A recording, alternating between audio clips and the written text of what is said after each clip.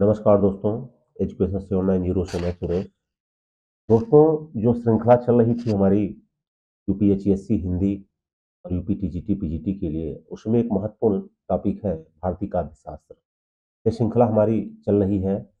आज हम देखेंगे इसमें जो पहला प्रश्न, कुवलयानंद कुवलयानंद के रचयिता कौन है। यह कई बार प्रश्न आया हुआ है। कुवलयानंद के रचयिता कौन है? भामह है, दंडी है, पंडित जगन्नाथ दीक्षित। यह रचना किसकी है? अप्पय दीक्षित की है। यह रचना किसकी है? अप्पय दीक्षित की। ये बहुत इंपॉर्टेंट है, कई बार पूछा गया है। कोल्यानंद तथा चित्रमीमांसा नामक ग्रंथ के रचयिता अप्पय दीक्षित हैं। आचार्य भामह द्वारा रचित ग्रंथ काव्यालंकार तथा आचार्य दंडी का ग्रंथ काव्यादर्श है। पंडित राज जगन्नाथ ने रस गंगाधर की रचना की है। तो इसमें देखिए, जो तीनों है यह महत्वपूर्ण है। भामह का भी रचित ग्रंथ काव्यालंकार, यह भी महत्वपूर्ण है। दंडी का काव्यादर्श भी महत्वपूर्ण है। और जगन्नाथ का रस गंगाधर, ये कई बार अलग अलग से पूछे गए हैं, तो इसलिए इनको जरूर आप याद रखिएगा। ये इनके महत्वपूर्ण काव्य ग्रंथ हैं। कौन कौन से? भामह का काव्यालंकार, दंडी का काव्यादर्श और जगन्नाथ का रसगंगा। नेक्स्ट प्रश्न हम देखते हैं, नौवां। आचार्य मम्मट ने काव्य गुण माने हैं। ये भी बहुत बार पूछा गया है प्रश्न। तो इसका राइट आंसर हो जाएगा 3।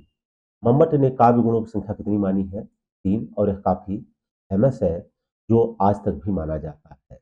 आज तक इसको लोग, जो भी साहित्यकार हैं, इसे फॉलो करते हैं। मम्मट के काव्य गुण कितने हैं या कितने हो जाएंगे? 3। आचार्य मम्मट, आचार्य भामह, आचार्य आनंदवर्धन, हेमचंद, पंडित जगन्नाथ आदि आचार्यों ने काव्य के 3 गुण माने हैं। भरत मुनि तथा दंडी ने काव्य गुणों की संख्या 10 तथा आचार्य वामन ने 20 गुण बताए। तो एक दो बार यह भी पूछा गया है कि भरत मुनि ने काव्य गुणों की संख्या कितनी मानी है? यह 10 मानी। काव्य दोष और काव्य गुणों दोनों की संख्या भरत मुनि ने 10-10 माना। नेक्स्ट प्रश्न देखते हैं, वेरी वेरी इंपॉर्टेंट। न कांत अपि निर्भूषम विभाति वनिता मुखम। यह अभिमत किसका है? यह अभिमत किसका है? तो यह है आचार्य भामह का। इसको याद कर लेना, न से स्टार्ट है और यहाँ भामह है, तो भान करके याद कर लेना। भान करके याद कर लेना। तो इसका राइट आंसर क्या हो जाएगा? आचार्य भामह। मतलब यह उक्ति किसकी है? यह उक्ति किसकी हो जाएगी? आचार्य भामह की। किसकी हो जाएगी? आचार्य भामह की। अब इसकी भाग व्याख्या देख लेते हैं। अलंकार संप्रदाय के प्रवर्तक आचार्य भामह का अभिमत है, मानना है कि न कांतप निर्भूषम विभाति वनिता मुखम, अर्थात अलंकार विहीन कविता उसी प्रकार शोभायमान नहीं होती है जिस प्रकार किसी कामनी का मुख आभूषणों के बिना शोभित नहीं होता। यहाँ ये बताया जा रहा है, जैसे कोई स्त्री कितनी भी सुंदर हो, लेकिन अगर वो आभूषण न पहनी हो तो उतना सुंदर नहीं लगती।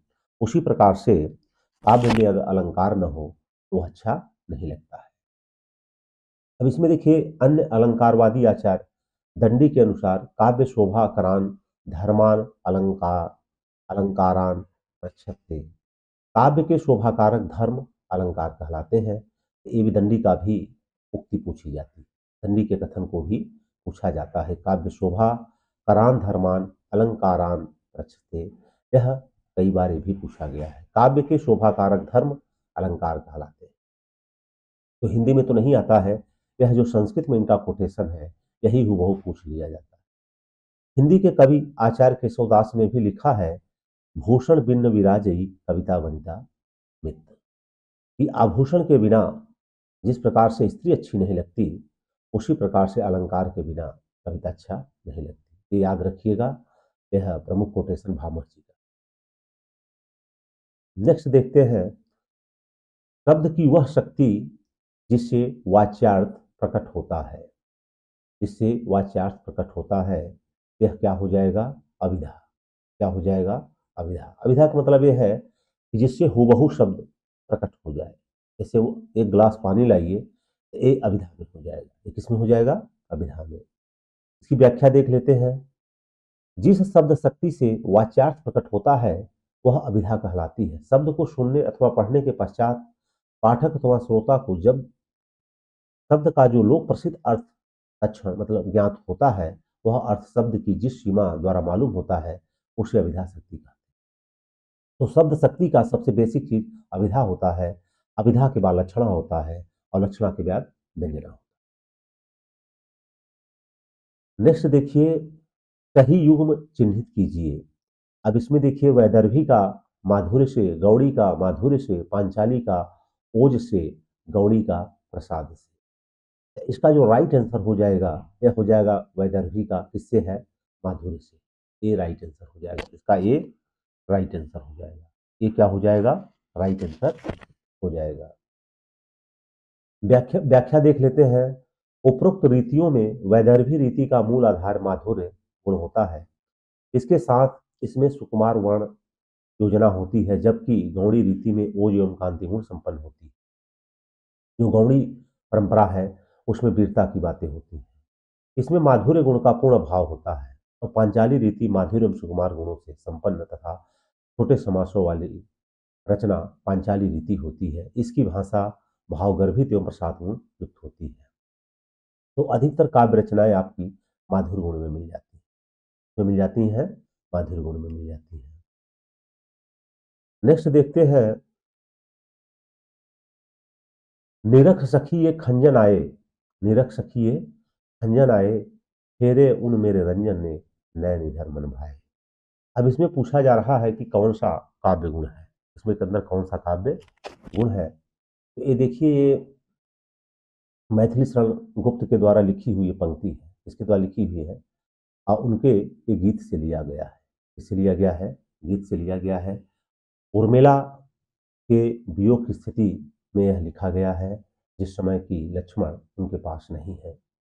तो इसमें पूछा जा रहा है कि गुण कौन सा होगा। निरख सखी एक खंजन आए, फेरे उन मेरे रंजन ने नैन निधर मन भाए। निरख मतलब हे सखी, उर्मिला अपनी सखियों से कहती हैं कि हे सखी, देखो ये जो खंजन आए हैं, आज लगता है कि मेरे प्रियतम ने हमारी तरफ देखा हुआ है। खंजन मतलब एक खंजन पंछी होता है जिसके नेत्र लाल होते हैं और लक्ष्मण के भी नेत्र। तो इसमें गुण हो जाएगा माधुर्य, क्योंकि इसको पढ़ने के बाद हमारे अंदर मधुरता या मीठापन का प्रभाव आ रहा है, इसलिए क्या हो जाएगा, ये माधुर्य गुण हो जाएगा। अब इसको हम देख लेते हैं, इसकी व्याख्या। उपरोक्त पद में माधुर्य रस है क्योंकि उपरोक्त पंक्तियां में मधुर वर्ण शब्दों का प्रयोग किया गया है। अपने कोमल कांत स्वरूप के कारण उपरोक्त पद वियोग विदरित उर्मिला के मन की व्यथा को सांगोपांग ढंग से निरूपित किया गया है। उसको व्यक्त करने के लिए कवि और मैथिली शरण गुप्त ने सुकुमार कोमल वर्णों का प्रयोग किया है। आगे देखिए, काव्य का वह गुण जो चित्त में तेज और स्फूर्ति का संचार करता है, वह कौन सा गुण कहलाता है। देखिए, जहाँ पे चित्त में तेज, स्फूर्ति, वीरता आदि का जो भाव उत्पन्न करे गुण, वह ओज गुण होता है। कौन सा होता है, ओज गुण होता है। जहाँ पे वीरता का अधिकतर वीर रस में प्रयोग किया जाता है, किया जाता है, वीर रस में प्रयोग किया जाता है। इसकी व्याख्या देख लेते हैं। काव्य का वह गुण जो चित्त में तेज एवं स्फूर्ति का संचार करता है, ओज गुण कहलाता है। ओज गुण में देखिए ट, ठ, ड, प, फ आदि कठोर वर्णों का प्रयोग किया जाता है। अधिकतर ओज का प्रभाव वीरता के लिए देखा जाता है। नेक्स्ट देखिए, तरु रिपु रिपुधर देख के बिरहीन तिय अकुलाय। तरु रिपु रिपुधर देख के बिरहीन तिय अकुलाय में कौन सा काव्य दोष है। तो इसमें देखिए, हमारी च्योत संस्कृति न्यून पदत्व, अधिक पदत्व, क्लिष्टत्व। यहाँ पे क्या हो जाएगा, क्लिष्टत्व है, क्योंकि यहाँ जो शब्दों के प्रयोग किए गए हैं वह क्लिष्ट है, कठिन है। क्या है, कठिन है। तरु रिपु रिपुधर देख के बिरहिन तिय अकुलाय में कौन सा काव्य दोष है, क्लिष्टत्व दोष हो जाएगा। अब इसमें देख लेते हैं कि उपरोक्त पंक्ति में क्लिष्टत्व दोष है जिसका अर्थ कठिनाई से होता है, अर्थात काव्य में चमत्कारपूर्ण ढंग से अर्थ प्रकट करने के लिए जिस दृष्टि कूट पद शैली को अपनाया जाता है, वहां पर क्लिष्टत्व दोष होता है। दृष्टिकूट पद शैली भी बहुत महत्वपूर्ण है, क्योंकि इसी में ज्यादातर रचनाएं सूरदास जी ने भी किया है। इसमें क्या है, इसमें आपको उस अर्थ को जानने के लिए कई चीजों का ज्ञान होना जरूरी होता है, और वहां पे उस पद कौन सा हो जाता है, दृष्टिकूट पद हो जाता है। कौन सा पद हो जाता है, दृष्टिकूट पद हो जाता है। जैसे सुर सागर, सुर सारावली और साहित्य लहरी। साहित्य लहरी में सूरदास जी ने दृष्टिकूट पद में ही ज्यादा प्रयोग किया है। यहाँ पे देखते हैं, तरुरी पुरी पुधर देख के विरहिन ती अकुलाय का अर्थ है वृक्ष की शत्रु, वृक्ष की शत्रु अग्नि, और अग्नि का शत्रु जल, और उस जल को धारण करने वाला बादल को देख करके विरहिणी स्त्री व्याकुल हो जाती है। इसमें देखिए, बादल को कहने के लिए कवि ने इसमें कई चीजों का प्रयोग किया है। तरु मतलब वृक्ष, तो वृक्ष की शत्रु अग्नि, और अग्नि को, अग्नि का शत्रु क्या हो गया, जल, और जल को धारण करने वाला, जल को धारण करने वाला, जल को देने वाला अर्थात बादल, जलत, जल को देने वाला बादल को देखकर विरहिणी स्त्री व्याकुल हो जाती है, जो सामान्य बोध से परे है। तो यहाँ क्लिष्ट दोष है। तो देखिए, इसमें बादल का अर्थ जानने के लिए आपको पहले पेड़ के शत्रु को जानना है, पेड़ के शत्रु के बाद फिर अग्नि का शत्रु जानना है, फिर अग्नि का शत्रु जो है उसको देने वाला अर्थात बादल, जलद मतलब जल को देने वाला बादल। तो फिर यहाँ पे क्या हो जाएगा, ये दृष्टकूट पद है। तो यहाँ पे कौन सा दोष हो जाएगा, क्लिष्टत्व काव्य दोष है। नेक्स्ट देखिए, दंडी के काव्य शास्त्री ग्रंथ का क्या नाम है, तो काव्यादर्श, ये कई बार आ चुका है, तो देख लीजिएगा। दंडी का काव्यादर्श, इसकी व्याख्या देख लेते हैं। दंडी के काव्य शास्त्री ग्रंथ का नाम काव्यादर्श है। 10 कुमार चरितम, अवंती सुंदरी कथा, कला परिच्छेद, संधान काव्य विशेष प्रसिद्ध है। दंडी का ज्यादा से ज्यादा ये पूछा जाता है 10 कुमार चरितम, 10 कुमारों के चरित्र का वर्णन। नेक्स्ट है शब्दार्थो सहितो काव्यम, परिभाषा किनके द्वारा दी गई, बहुत इंपॉर्टेंट, यह किसका है, भामह का है। किसका है, भामह का, भास करके कोड बना लेना, भाष। तो भामह का शब्दार्थो सहितो काव्यम परिभाषा किनके द्वारा दी गई, ये भामह ने दिया। किसने दिया था, भामह ने दिया। देखिए, अब यहाँ पे काव्य के आधार है, काव्य के भेद हैं। दृश्य काव्य की विधा क्या है, दृश्य काव्य की विधा क्या है, तो काव्य विधा दो प्रकार की होती है, दृश्य और श्रव्य। तो दृश्य काव्य में आता है क्या, नाटक, क्या आता है, नाटक, और निबंध, उपन्यास, गीत काव्य, ये सब श्रव्य काव्य है। इसकी व्याख्या देख लेते हैं। दृश्य काव्य की विधा नाट्य पर आधारित होती है, क्योंकि इसमें प्रत्यक्ष दृष्टि के सामने दृश्यों का संयोजन होता है। अगला देखिए, रस सूत्र, भरत मुनि ने जो रस दिया था उसकी व्याख्या कई विद्वानों ने किया था। इसमें रस सूत्र की अनुमितवादी व्याख्या करने वाले आचार्य कौन है, यह कौन हो जाएंगे, शंकु। कौन हो जाएंगे, शंकु। बहुत इंपॉर्टेंट व्याख्या है रस सूत्र की, ये भी ध्यान रखिएगा।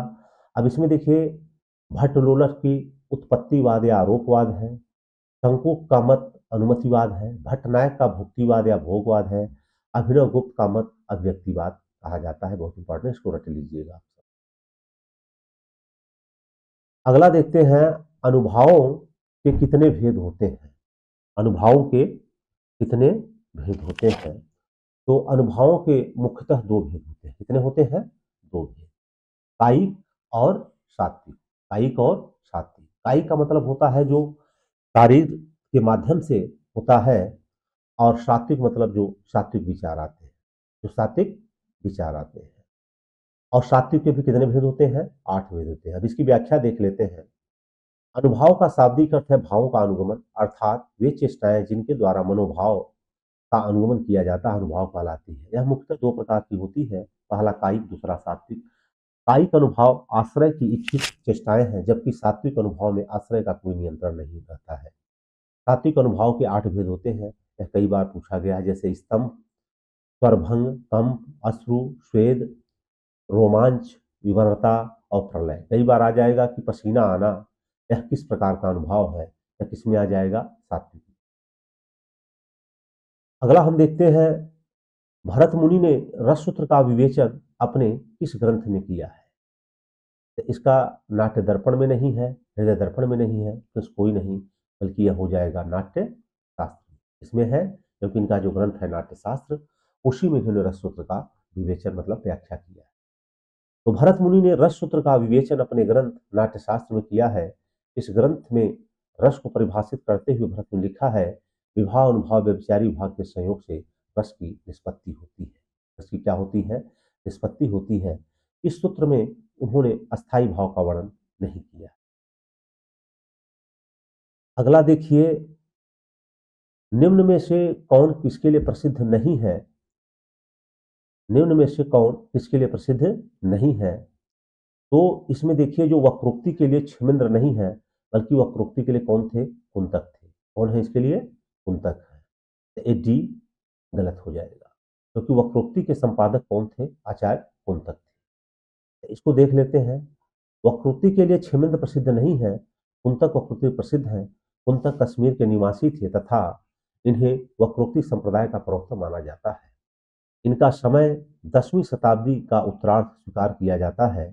कुंतक की प्रसिद्ध कृति वक्रोक्त जीवित 4 उन्मेषों में विभक्त कारिका एवं वृत्ति से संबंधित है, जबकि उपमा के लिए कालिदास, ये भी याद रखना आता है, उपमा के लिए कालिदास, करुण के लिए भवभूति और अलंकार के लिए भामह, औचित्य के लिए क्षेमेंद्र प्रसिद्ध है।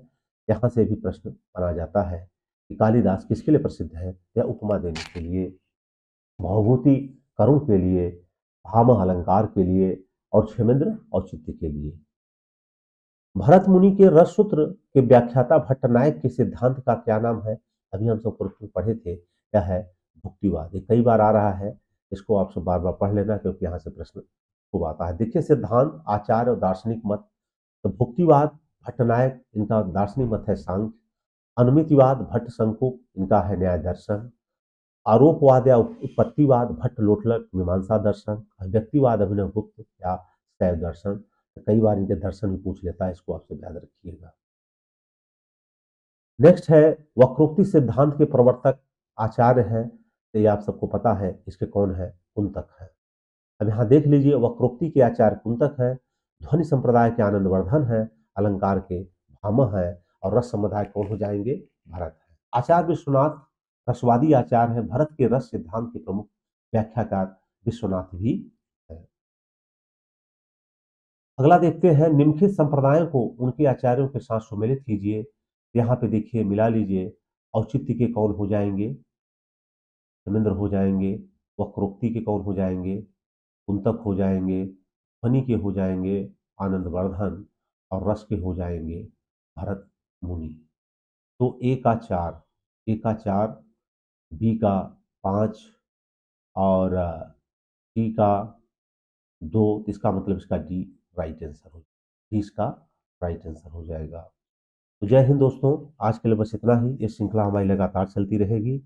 फिर मिलेंगे हम इसी की नेक्स्ट श्रृंखला के साथ। जय हिंद, जय भारत।